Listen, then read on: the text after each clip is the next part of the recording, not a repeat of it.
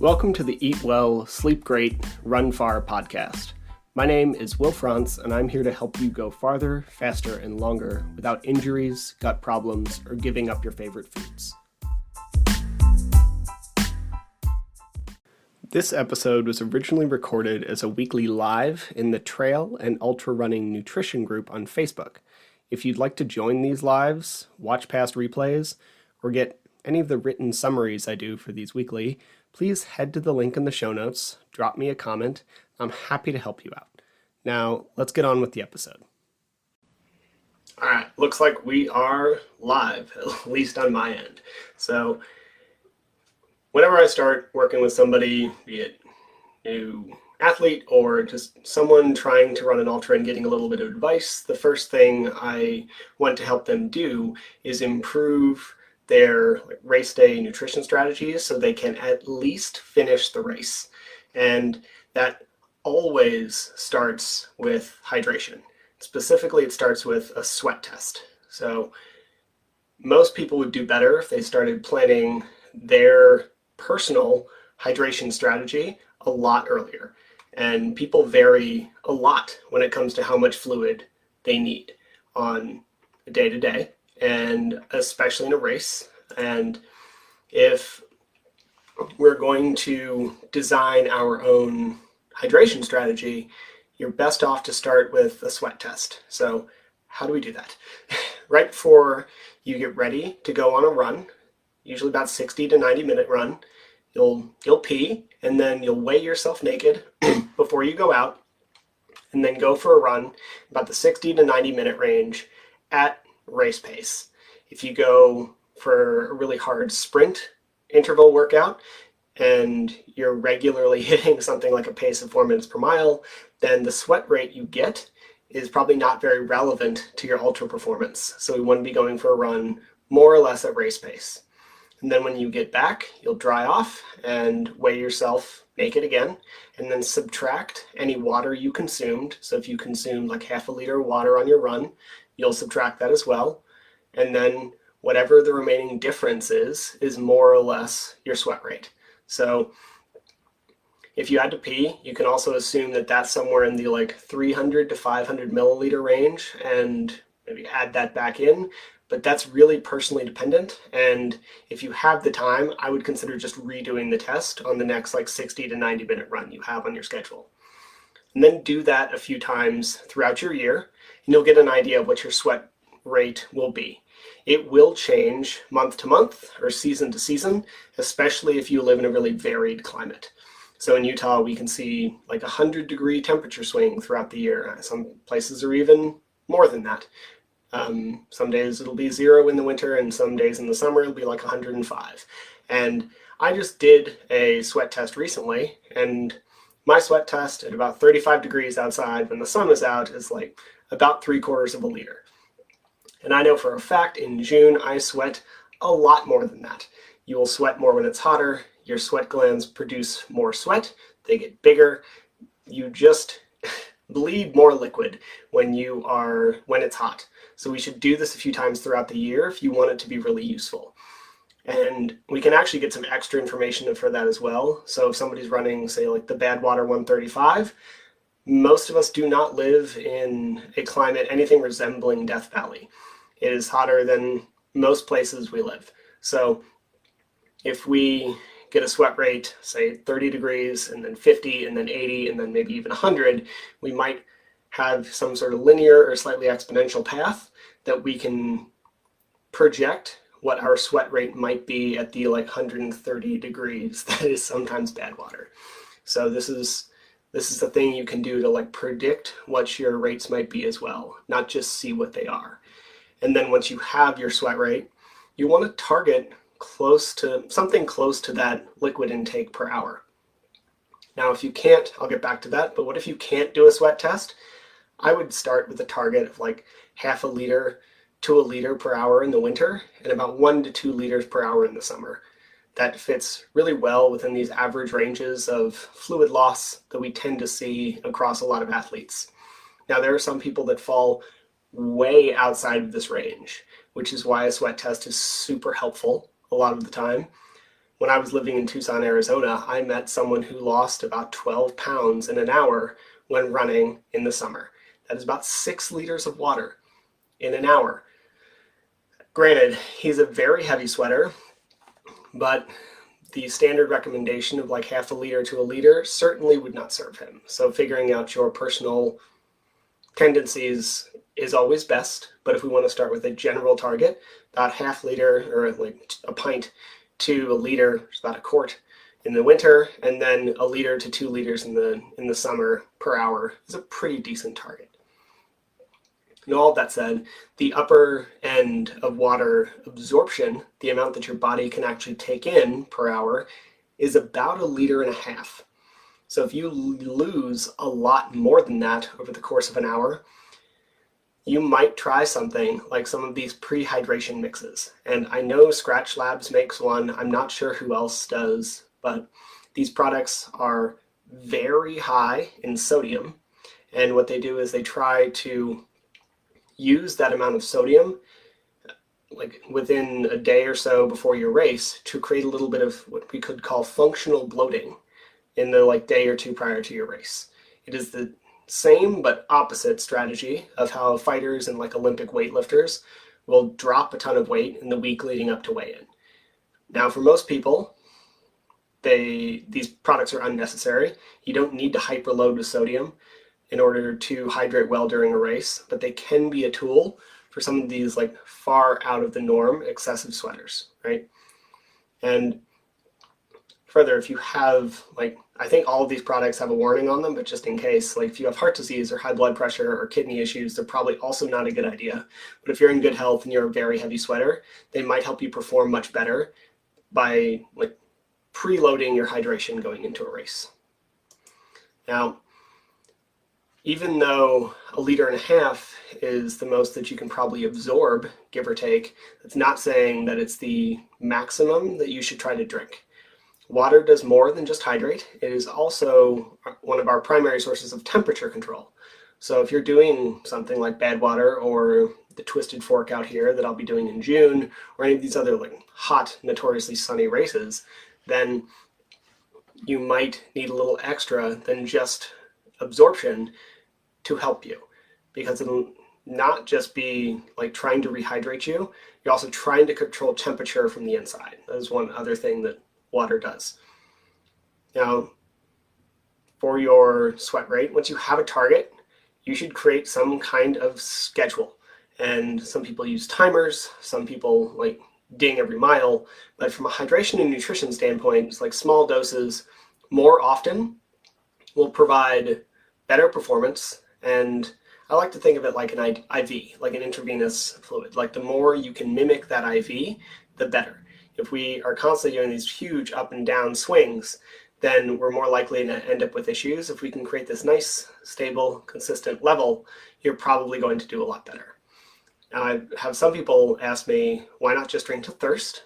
And while they've shown, well, there's a good question in that. Like there's a bunch of fairly high-level scientists and people that push the drink to thirst model, and they've just shown that repeatedly most people underhydrate when they try to drink to thirst during some sort of event.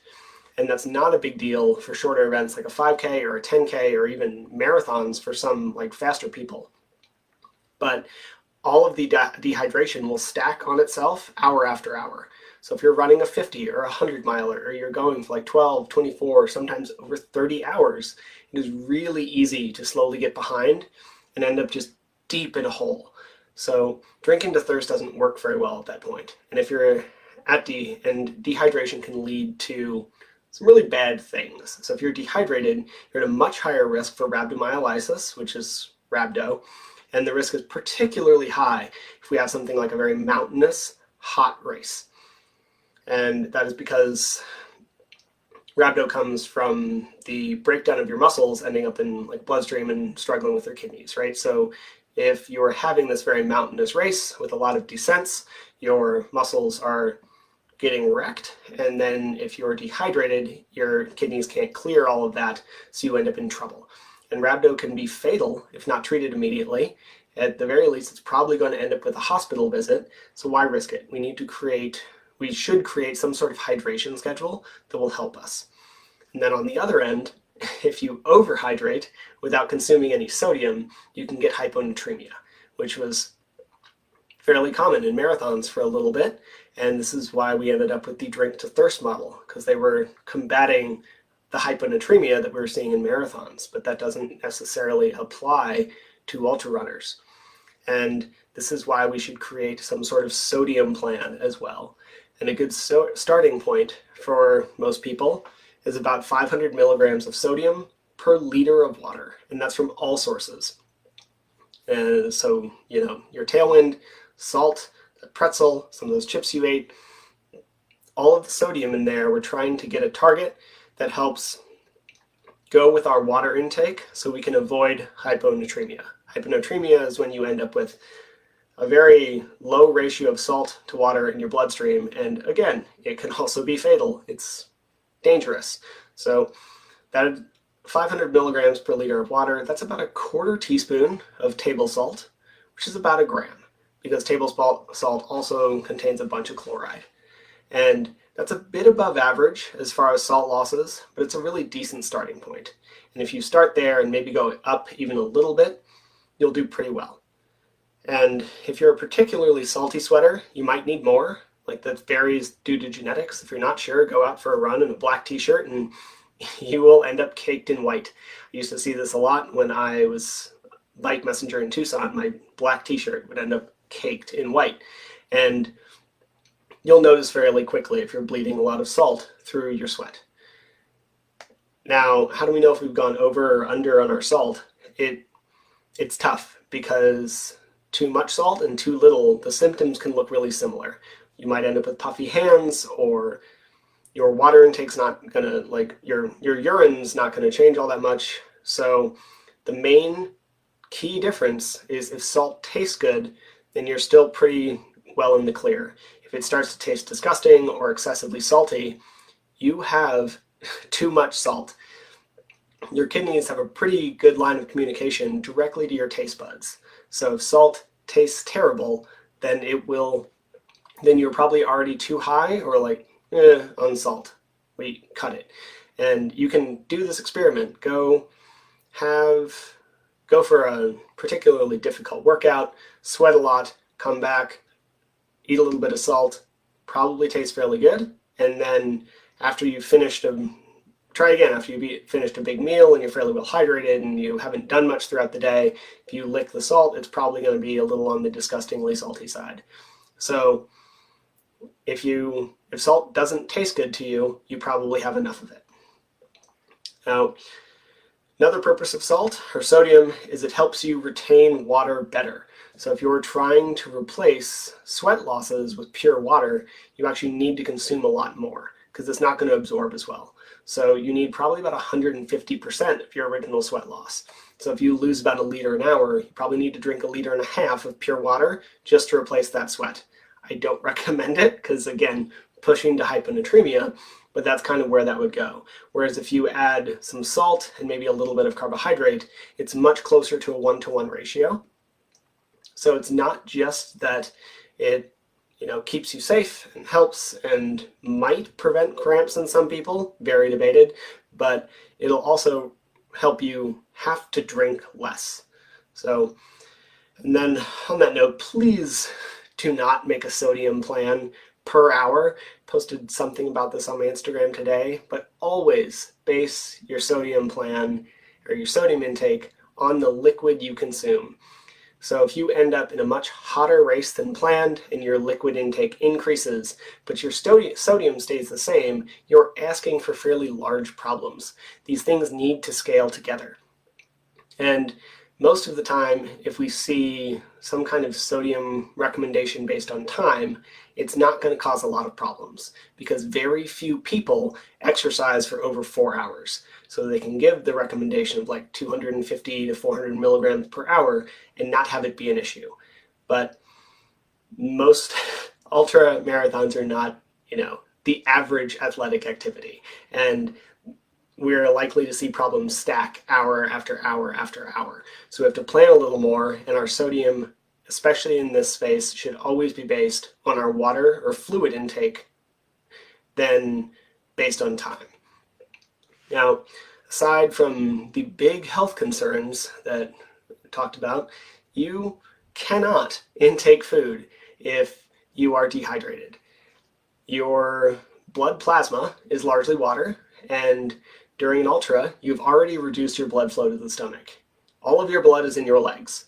So and digestion is a fairly expensive process for your body, so it requires a good amount of blood flow. So you're already kind of on thin margins, and then when you get dehydrated and you reduce your blood plasma, you will eventually result in an inability to digest food. You just cannot get it out of your stomach. So whenever I hear something like, my digestion gets worse in the summer, or I always feel nauseous, especially in summer around when I hit mile 40, these are typically hydration issues. Typically, we're seeing this either quick or slow bleed of hydration over time. You end up a little bit dehydrated every hour, and by the time you hit something like mile 40 or 50, you're dehydrated enough that you do not have enough blood flow to digest your food. So we need to create a better hydration strategy so that you're actually able to intake the nutrients you're trying to intake. And now, aside from race day itself, we should also be hydrating in general. If you're constantly dehydrated, your training will suffer, for one. It's also just unhealthy. And when you finally get to race day, you're starting in a deficit. And an ultra is only going to further dehydrate you. So we're going to end up with problems. You're not going to end up more hydrated at the end of an ultra than when you started. And so if you start in a hole, you're only going to dig a deeper hole. So getting in the habit of good hydration day to day will really help you when we're getting to race day, because you're not trying to dig yourself out of a deficit. And this is where we can use something like WUT status, like W-U-T status. And that would be weight, urine color, and thirst. Your weight should be more or less stable from morning to morning. And if there are big swings of multiple pounds, it is likely a hydration thing. You are not stacking pounds of fat or losing pounds of fat overnight. So we are seeing hydration changes.